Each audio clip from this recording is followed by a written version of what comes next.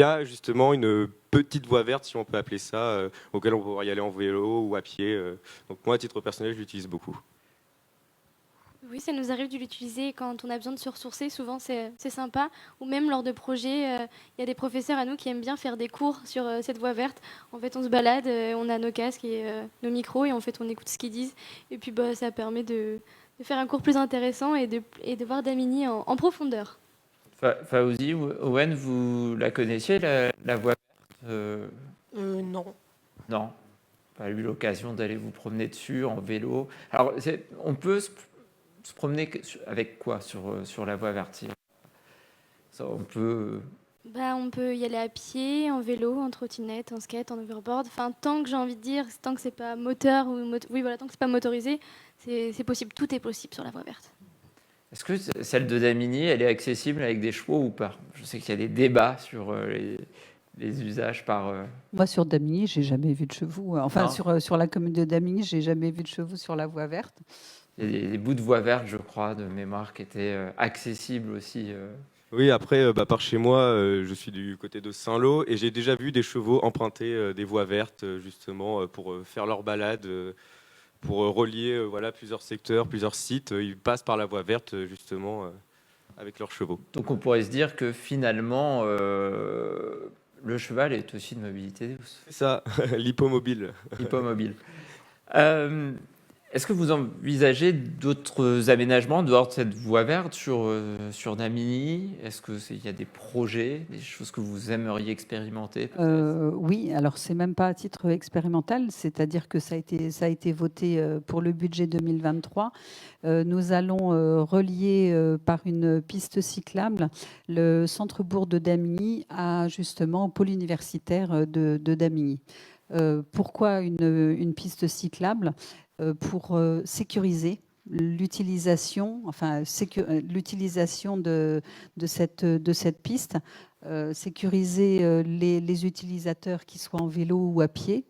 Par rapport à la voiture qui pourrait rencontrer. C'est aussi sécuriser les automobilistes qui au moins n'ont pas le souci de se dire je peux rencontrer un vélo, je peux rencontrer un skate ou je peux rencontrer un overboard ou une trottinette. Voilà, chacun est à sa place. Et à ce sujet-là, ce que je veux dire aussi, c'est que chacun reste à sa place. C'est-à-dire qu'on a vu tout à l'heure dans le film, la cohabitation bien souvent est compliquée entre les automobilistes et puis les utilisateurs de voies douces. Et là, l'important, c'est que chacun puisse savoir où est-ce qu'il doit être et ne pas venir empiéter sur l'espace de l'autre. Mais là, après tout, ça va au-delà de l'utilisation des mobilités douces, c'est dans le respect de l'autre, quoi. Alors, en préparant ce matin avec les éco-délégués du collège, parce qu'on en verra 2 sur cette table ronde et 2 sur la table suivante, on a abordé cette question justement de la cohabitation et de l'utilisation de la trottinette, parce que très majoritairement la trottinette électrique est utilisée. C'est les dangers en fait aussi et le risque d'accident. C'était évoqué ce matin. Et la question, c'est comment on fait aussi mieux connaître peut-être la législation pour les trottinettes et sur l'utilisation de voies réservées au final. Comment on peut signaler? Je ne sais pas si... Ce qui pourrait être intéressant de faire justement chez les jeunes, c'est voilà, faire plus de sensibilisation, même pourquoi pas à l'école ou pendant des périodes creux, faire de la sensibilisation sur justement l'utilisation des trottinettes électriques, rappeler les lois. Par exemple, comme on disait aussi ce matin, on n'a pas le droit d'être à deux sur une trottinette électrique. Voilà, je pense que ça pourrait être important de mener quelques dispositifs comme ça pour rappeler un peu, même parler des mobilités douces et approfondir sur la législation, c'est quoi les avantages, ça va être quoi les défauts et comment on peut se servir de chaque moyen de transport de manière écologique et responsable envers tous. Alors, mobilité douce, on va parler de la plus simple et celle que finalement on utilise tous, quasiment tous les jours, nos pieds, et la marche à pied. Et je crois que Fawzi et Owen avaient quelques reproches à faire à ce moyen de déplacement. Fawzi, tu avais quelques critiques à émettre par rapport à la marche à pied, je crois. Oui, quand il pleut et qu'il fait froid, bah, c'est galère. Et c'est lent et on perd du temps. Et Owen aussi, toi, parce que toi, tu les utilises beaucoup en plus, du coup. Ouais, mais après, ça fait mal aux jambes quand tu marches beaucoup. Donc c'est fatigant, Oui. pas très pratique quand il pleut. C'est pas non plus pratique quand il fait chaud, je crois. Parce qu'on transpire, on arrive au collège et c'est fatigant. Oui, c'est sûr que marcher, ça peut être fatigant, surtout sur de longues distances. Après, c'est une habitude à prendre. Prendre, par exemple, une demi-heure plus tôt, partir une demi-heure plus tôt de chez soi pour aller marcher, pour aller, par exemple, aller à l'IUT. Moi, je sais que je mets une demi-heure pour aller à l'IUT le matin pour marcher, mais ça permet de me réveiller, tout simplement, de me relaxer, de me détendre pour aller passer ma journée en cours. Et aussi, ce qui est bien, c'est justement, on voit du décor, on peut aller où qu'on veut à pied, on peut se déplacer comme on le souhaite parce que c'est notre corps et on le contrôle. On peut faire également attention aux voitures. Il faut faire attention aux voitures parce que souvent ça peut venir vite. Donc il y a beaucoup de contraintes, surtout à ce niveau-là, parce qu'il n'y a pas des trottoirs partout, il n'y a pas des passages piétons partout. Il faut faire très attention, mais ça reste quand même un moyen de transport qui est pour moi très important et très utile de pratiquer, notamment justement pour repenser à soi-même lors de la marche ou prendre du plaisir tout simplement quand on prend l'habitude de faire quelque chose. Alors, Hortense. Ou sinon, moi, je peux vous donner un conseil, les garçons, c'est de marcher tous les deux. Quand on marche avec quelqu'un, souvent, en fait, on se rend pas compte du temps qui passe. Et vous verrez, en fait, le trajet, il passera à une allure folle. Après, pour le temps, je peux rien faire. On habite en Normandie, malheureusement, ouais. Les caouets, les parapluies. Mais marcher, c'est bien. Et puis, faut aussi se dire qu'il n'y a pas tout le monde qui a la chance de marcher. Et ça, faut s'en souvenir. Et c'est déconseillé de marcher avec un casque, je crois. Oui. Avec de la musique, Oui. par sécurité. Ah oui, parce que sinon on n'entend pas les voitures qui peuvent arriver. Ou alors si on peut marcher, mais évidemment avec le son réduit dans les oreilles. Et vous seriez pas tenté, tu serais pas tenté, Alexandre, d'utiliser le vélo? Tu gagnerais quand même 20 minutes, peut-être, au moins de sommeil le matin. Ah oui, le vélo, le problème c'est que je suis un peu nul en vélo. Je vais faire 10 minutes de vélo, je vais ressortir du vélo avec des jambes toutes tremblantes. Mais après, c'est une habitude à prendre et je sais que moi, mon moyen de transport favori, c'est la marche à pied parce que j'ai pas de soucis pour garer mon vélo, j'ai pas de problème pour aller là où que je veux aller. Donc le vélo est un bon moyen, je l'aime beaucoup, surtout en vacances à la limite. Et j'ai plus utilisé le vélo en vacances avec mes amis et ma famille. Mais sinon, je reste... à pied. C'est plus facile de stationner ses pieds, parce que c'est une vraie problématique, c'est où mettre son vélo. Et là, je me tourne forcément vers l'élu. C'est sur les parcs à vélo, sur la sécurisation aussi de mon vélo. C'est un des points un petit peu noirs. C'est j'ai un vélo, je me déplace, mais où je range mon vélo finalement? Non, mais c'est vrai que, et encore, je pense que le vélo, c'est moins soucieux de stationner un vélo que de stationner une trottinette électrique. Parce qu'on a plus de chances de récupérer son vélo quand on vient le rechercher plutôt qu'une trottinette électrique. Enfin, ça, c'est mon avis. Donc, par rapport au stationnement, enfin, à l'utilisation du vélo, je voulais rajouter à votre question de tout à l'heure, nous, sur la commune de Damigny, nous avons également voté pour le passage de la commune à 30 km/h. 30 km/h, afin que, faut savoir que dans la législation, quand une zone est à 30 km/h, on est sur une zone partagée.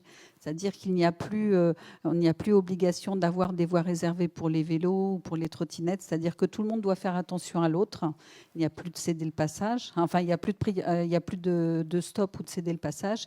La règle première du code de la route, c'est la priorité à droite. Mais ça, il faut aussi que ça rentre dans les mentalités de chacun. Les cours de code de la route sont pour certains loin et on oublie ces règles fondamentales. Donc voilà, il va y avoir tout un travail de pédagogie à faire. Et d'ailleurs, je vois Alexandre qui va bûcher bientôt sur le sujet, puisqu'il vient travailler, il vient en stage sur la commune de Damigny. Il va avoir en charge de travailler sur la communication vis-à-vis des administrés pour que effectivement tout à chacun sache utiliser la zone 30, enfin le passage à 30. Donc par rapport à ce qu'on disait, effectivement pour stationner les vélos, moi je vois sur la commune de Damigny, on n'est pas suffisamment doté de lieu où on puisse stationner son vélo en toute sécurité, c'est-à-dire aussi l'attacher avec un antivol. Donc, on a eu la grande chance cette année de travailler avec l'équipe de BUT Carrière Sociale, avec à sa tête Monsieur Crappé, ici présent.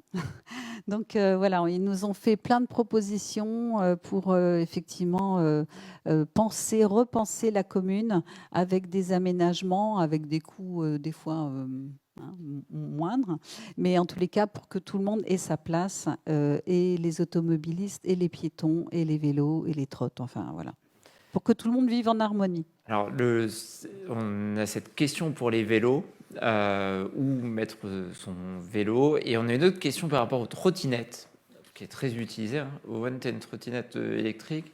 Oui. Fawzi aussi. Et en fait, la vraie problématique, c'est de la recharger. Il n'y a pas d'aire de recharge, en fait, ou très peu, finalement. Est-ce que c'est quelque chose qui peut être envisageable?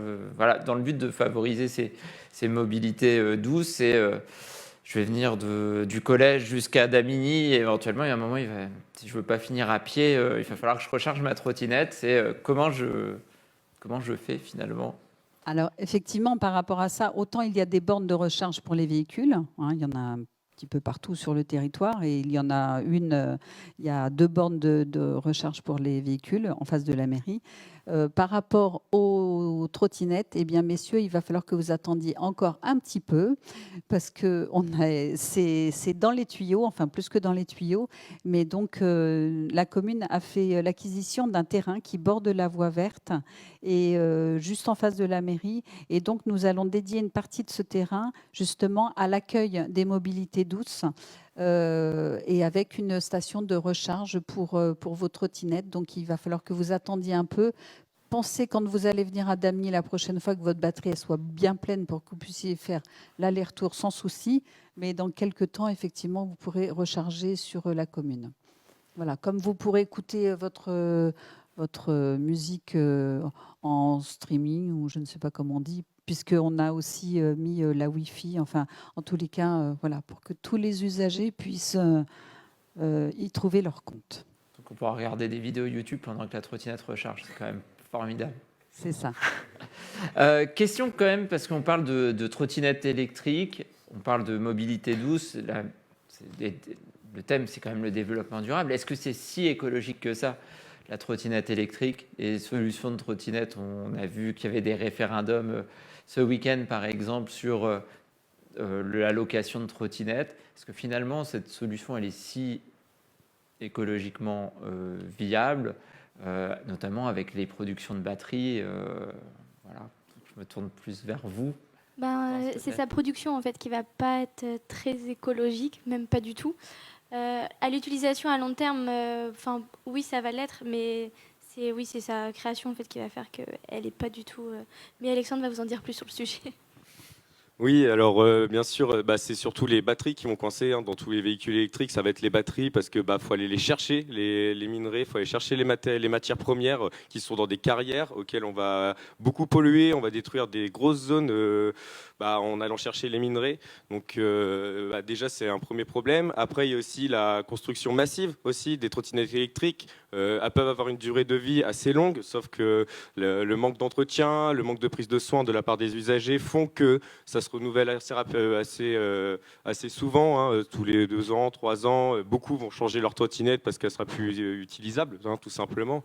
Et ça, c'est un problème écologique, comme on peut le retrouver aussi avec les vélos électriques, bien sûr, et les voitures électriques. C'est un problème qui va nous poser, ça va nous poser problème à l'avenir, je pense, hein, comme l'État français a décidé en 2035 de passer que à la voiture thermique, hein, de plus vendre les voitures thermiques et de passer à l'électrique.